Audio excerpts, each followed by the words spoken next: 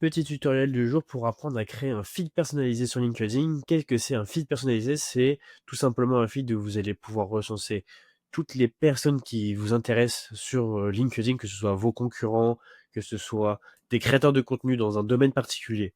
Donc c'est vraiment très simple, très facile à faire, mais peu de personnes le connaissent, ce petit tips-là, donc c'est pour ça que je vous le montre. Vous allez tout simplement, dans un premier temps, vous rendre sur votre barre de recherche LinkedIn, vous faites espace entrée. Ici, vous allez arriver sur le feed de LinkedIn avec la possibilité de choisir des filtres supplémentaires, ce qui est ça qui va nous intéresser.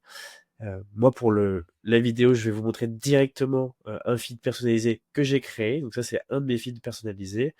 Donc tout simplement, les filtres que j'ai choisis, c'est les plus récents. Si vous voulez faire de la veille journalière, vous pouvez activer sur les dernières 24 heures, comme ça vous verrez uniquement les posts de vos créateurs sur les 24 heures, ça vous éviterait d'avoir en semaine et en mois. Et ensuite, vous pouvez choisir du coup, ici c'est ça la partie la plus importante, rentrer le nom de vos créateurs directement dans cette liste.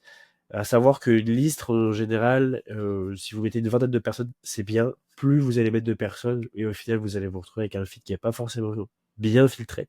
Donc pas forcément intéressant de mettre trop de personnes. Et ce qui est le plus intéressant, c'est de créer plusieurs listes.